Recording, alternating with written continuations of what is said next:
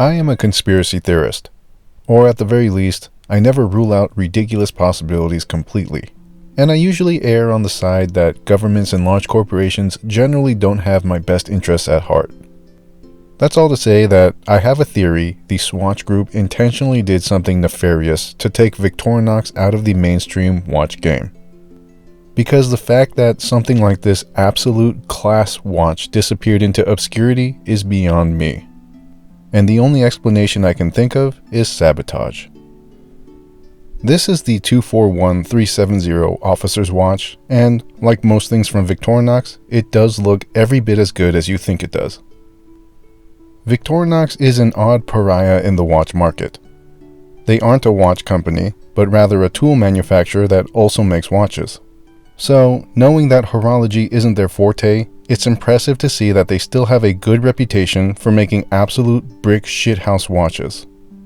And while today they focus on more eccentric styles that stray far from conventional Swiss designs, it wasn't that long ago when their watches had an elegant look that quite frankly ran circles around other Swiss powerhouses.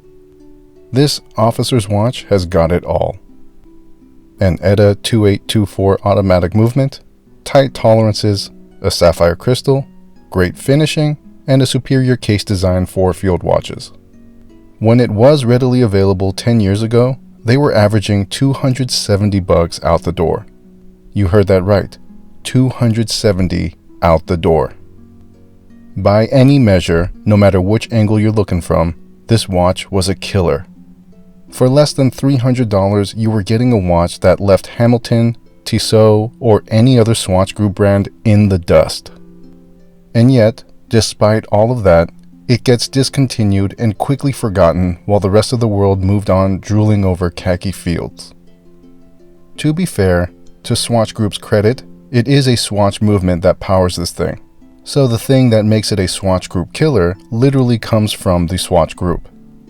And that's where I think the conspiracy lies.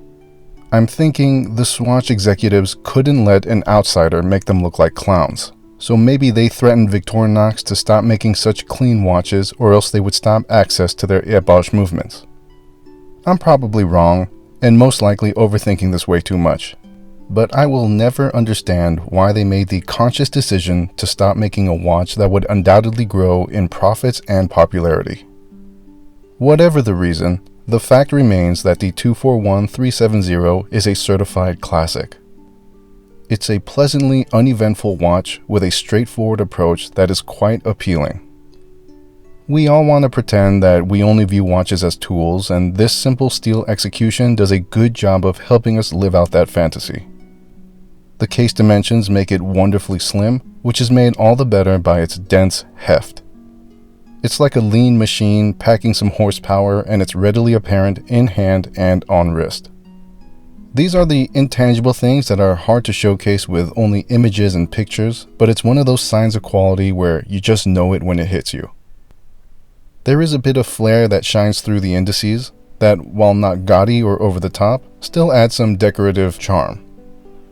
The reflective luster shares similarities to the Hamilton Cooper watch from Interstellar, and considering this precedes the Cooper, who knows, maybe there was some influence there. As with all basic bitch Swiss watches, this one isn't without its faults, although none of them are objective or crucial to the experience. The lume application is weak, no surprise here. Switzerland is just now figuring out how to make their watches look good in the dark, so anything before 2023 is gonna be hit or miss. And I swear to God, if you say, well, Rolex has good lume, of course it has good lume. For 10 grand, you think it's not gonna have good lume? The other thing is the butterfly clasp, and you're gonna hear that narrative from everybody. That's just how it is.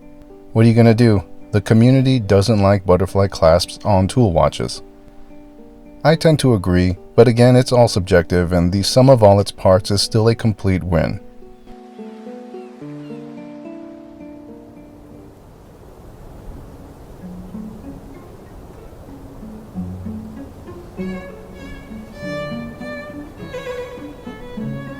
Watches like this are bittersweet. Discontinued too quickly, but that makes its ownership all the more special. As you're sitting there on the toilet with this video playing in the background while frantically scouring the internet trying to find one, Just know that my joy is fueled by that envious passion.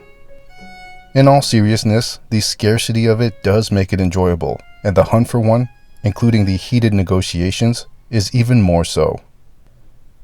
In a world where owning a good watch requires zero skill, I challenge you to seek out these older discontinued models. The early 2000s was a golden era for the watch community, and we didn't even know it until it was too late.